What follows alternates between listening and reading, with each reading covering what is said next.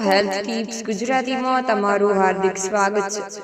તો આજે આપણે જોશું કે શું તમારું ડાયાબિટીસ દવા લીધા છતાં પણ કંટ્રોલમાં નથી, તો શું તમે તમારા ડાયાબિટીસને નેચરલી રિવર્સ કરવા માંગો છો?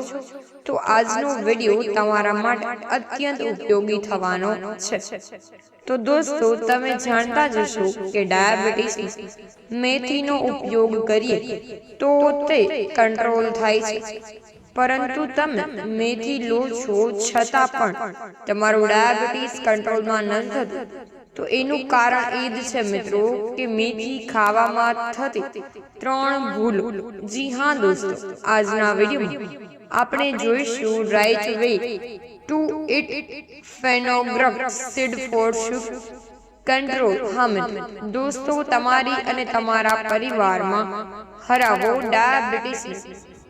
જી હા દોસ્તો, તમારી સાથે જોડાયેલા રહેજો અને તમને ખાસ ડાયાબિટીસને લગતી તમને એક આયુર્વેદિક તથા આધુનિક અને વૈજ્ઞાનિક માહિતી આપીને તમને ડાયાબિટીસ રિવર્સ કરવા માટેની મદદ કરીએ છીએ। તો દોસ્તો, તમે જાણો જ છો કે મેથી એટલે કે ડાયાબિટીસ માટે સુપર ફૂડ છે। એટલું જ નહીં, immunity boosting food for diabetes patient પણ કહેવાય છે અને ઇન્સ્યુલિન ફ્રેન્ડલી ફૂડ ફોર કહેવામાં આવે છે કે જે ડાયાબિટીસ પેશન્ટ માટે છે। અને દોસ્તો, આપણા ઋષિમુનિઓ પણ આયુર્વેદિકમાં હજારો વર્ષ પહેલા મેથીનું મધુ પ્રેમીઓ માટેનો ઉપયોગ દર્શાવેલો છે। તો દોસ્તો, આયુર્વેદિક પ્રમાણે મેથી સ્વાદમાં કડવી છે અને કડવીયો સ્વાદ હોય છે, તો એ ડાયાબિટીસ કંટ્રોલ માટે એટલે કે મધુ પ્રેમીઓ કંટ્રોલમાં કરવા માટે ખૂબ જ અત્યંતનો ભાગ ભજવે છે। તો એના સિવાય મેથી સ્વભાવે એનું જ ટેક્સચર છે, એ ચીકણું છે અને આ ચીકણો સ્વભાવ તમારા શરીરમાં રહેલી ગંદકીને ખેંચી કાઢવામાં મદદ કરે છે। તો એના સિવાય મેથીની તાસીર ઉષ્ણ છે અને આ ઉષ્ણ તાસીર વાત અને કફ બંને રોગોને બંને દોષોને બેલેન્સ કરવાનું કામ કરે છે।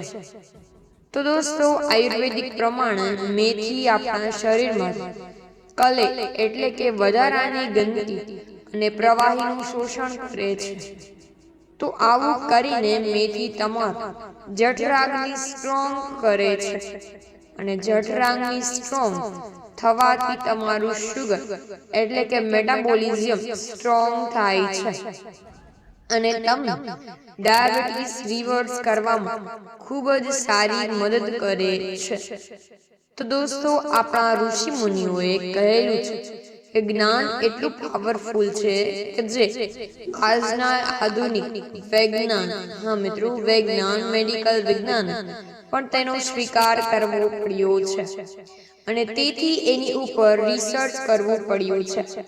તો દોસ્તો, મેથી ઉપરના રિસર્ચ ઉપરથી સાબિત થયું છે કે મેથીની અંદર સોલ્યુબલ ફાઇબર હોય છે અને આ સોલ્યુબલ ફાઇબર તમારા પાચન તંત્રમાં જઈને એક જેલ જેવું આવરણ બનાવે છે અને મિત્રો, આ આવરણ તમને ચારે બાજુથી મદદ કરે છે।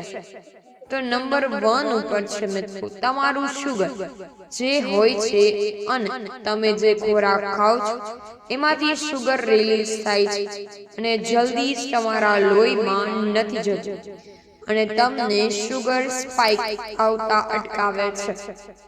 બીજું કામ એ છે મિત્રો કે તમારું પાચન સુધારે છે અને તમારા બેક્ટેરિયાને મદદ કરે છે અને તમારું પાચન સુધારવાથી ડાયાબિટીસમાં પાછળ પણ થોડું એનું પ્રોટેક્શન રહે છે અને તમને બંને રીતે મદદ થાય છે। તો એના સિવાય મેથીની અંદર રહેલા સોલ્યુબલ ફાઇબર તમારી ઇન્સ્યુલિન સેન્સિટિવિટી તો વધારે જ છે, સાથે સાથે તમારા પેનક્રિયાસને પણ એવા સંદેશા મોકલે છે કે વધારે ઇન્સ્યુલિન પ્રોડ્યુસ કરે છે. એક બાજુ વધારે ઇન્સ્યુલિન પ્રોડ્યુસ થાય અને બીજી બાજુ તમારા સેલની ઇન્સ્યુલિન એટલે કે સેન્સિટિવિટી વધે છે. એટલે કે 2 in 1 કામ થાય છે. અને આનું આ 2 in 1 કામ થઈને મેથી ડાયાબિટીસ કંટ્રોલ કરવા માટે કુદરતી આપેલી આપણને એક અનમોલ ભેટ સાબિત થઈ છે. તો દોસ્તો, આપણને ખબર હોવા છતાં પણ અને મેથી લેવા છતાં પણ આપણને જોઈતું પરિણામ નથી મળતું. હા મિત્રો, તો એનું કારણ એ જ છે કે આપણે મેથી લેતી વખતે 3 પ્રકારની ભૂલો કરી શકીએ છીએ. જો આ 3 ભૂલો તમે નિવારી શકો છો તો ચોક્કસ તમને ડાયાબિટીસમાં મેથી મદદ કરશે. અને મિત્રો, કરશે ને કરશે. તો સૌથી પહેલી ભૂલ એ છે મિત્રો કે તમે મેથીના દાણા એમનેમ જ ચાવી જાઓ છો. જો તમે એવું કરશો તો મેથીની અંદર એવા ફાઇટ રહેલા છે કે જે તમારું પાચન અટકાવશે અને તમારા અન્ય ખોરાકના પોષક તત્વો પણ નહીં જવા દે અને તમને પેટમાં ગેસ અને બ્લોટિંગ થશે. તો સાચી રીત દોસ્તો એ જ છે, આપણે જાણીએ છીએ તો પણ સાચી રીત એ જ છે કે તમારે રાત્રે 5 ગ્રામ એટલે કે 1 ટીસ્પૂન મેથી તમારે પલાળવાની છે અને સવારે ઉઠીને તમારે એ જ મેથી બરાબર ચાવીને ખાવાની છે. અને જે પાણીમાં પલાળી હોય એ પાણી પર તમારે પી જવાનું છે. જો આ મેથીને પણ તમારે અસરકારક વધારે બનાવી હોય તો એ મેથીમાં તમે 1 ચમચી હળદર નાખી ખાઓ તો પણ તેની અસર ઘણી બધી 4 ગણી વધી જશે.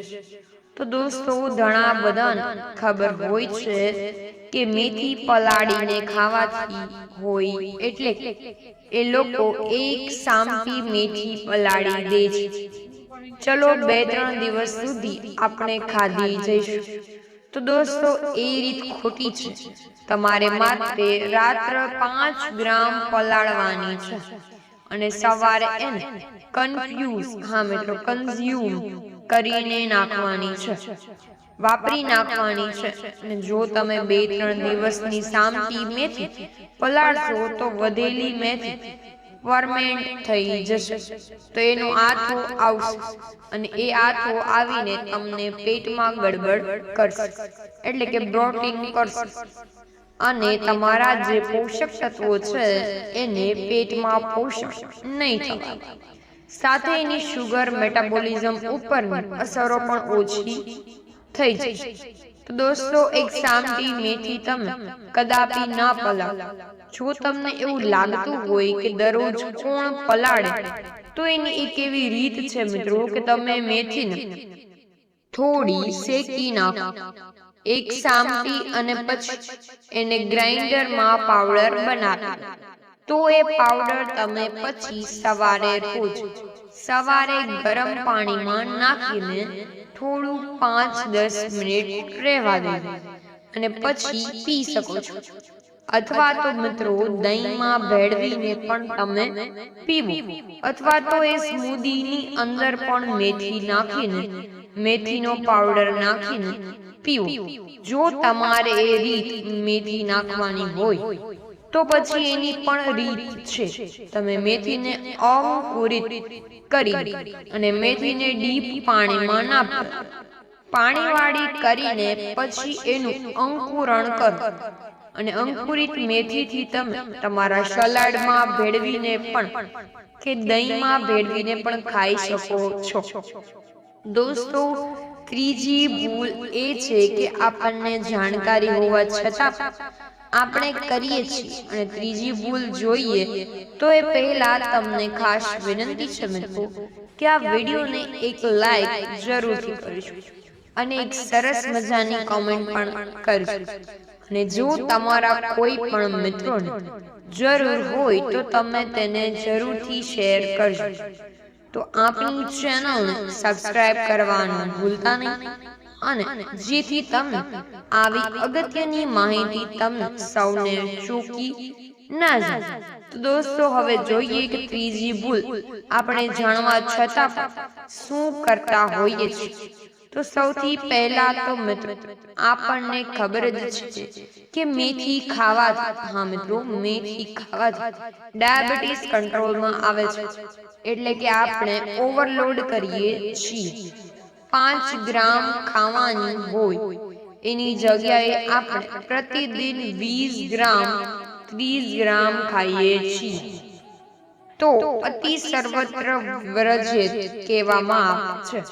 તો ઓવરડોઝ તમે ના કરો, એનાથી તમારી તબિયત પણ બગડી શકે છે, અને તમને શુગર મેટાબોલિઝમમાં પણ જે અસર થવાની હોય તે સારી એ નહીં થાય. અને મિત્રો, તમને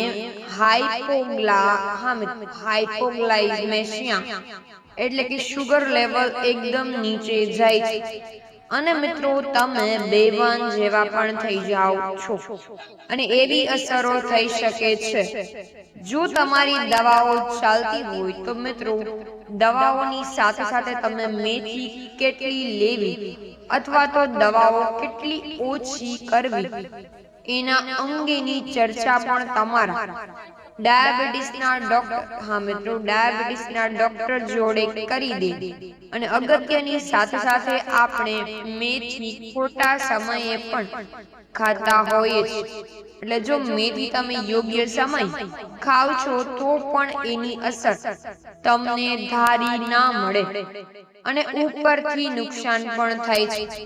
તો દોસ્તો, મેથી સવારે ઉઠીને ખાવાની છે, અને એને સિવાય પણ તમારે ખાવી હોય તો મિત્રો, તમે લંચ પહેલા પણ અડધી ચમચી મેથી ખાઈ શકો છો. અને ગરમ પાણીમાં પણ નાખીને ખાઓ. તો તમારી દાળમાં ગરમ હોય તો એમાં પણ નાખો, અથવા શાકમાં પણ નાખો. તો ગમે તે રીતે તમે લંચ વખતે પણ એનો ઉપયોગ કરી શકો છો. અને તેના સિવાય તમે લંચ પછી કે બપોરે ગમે ત્યારે યાદ આવે તે રીતે તમે મેથી ના ખાસ. જો એવું કરશો તો તમને નુકસાન થઈ શકે છે. રોજની તમે 5 કે 10 ગ્રામ ખાવાની હોય તો તમે પોષણ કંટ્રોલ કરી શકો છો. સવારે 5 ગ્રામ સવારે ઉઠીને તરત ખાઈ, અને બાકીની જે 5 ગ્રામ વધી એ તમે લંચ પહેલા ખાઈ. બસ આટલું જ કરવાનું છે. એનાથી વિશેષ કોઈ ઓવરડોઝ કે એવું નથી કરવાનું. અને એક ખાસ અગત્યની વાત મિત્રો, સલાહ એ જ છે કે કોઈ પણ સપ્લિમેન્ટ કે કોઈ પણ આયુર્વેદિક ટ્રીટમેન્ટ ચાલુ કરતા પહેલા હંમેશા તમે તમારા નિષ્ણાત આયુર્વેદિક અથવા ચિકિત્સક કે નાથ ડાયાબિટીસના ડોક્ટરની સલાહ જરૂરથી લેજો. તો મિત્રો, આજના વિડીયોમાં બસ આટલું જ. જો તમને વિડીયો ગમ્યો હોય તો વિડીયોને લાઈક શેર કરવાનું ભૂલતા નહીં. અને જો તમે ચેનલમાં નવા હોય તો ચેનલને સબસ્ક્રાઇબ કરવાનું ભૂલતા નહીં, જેથી તમને આવા જ વિડીયોની લિંક મળતી રહે. તો સૌને મારા જય શ્રી કૃષ્ણ અને હર હર મહાદેવ.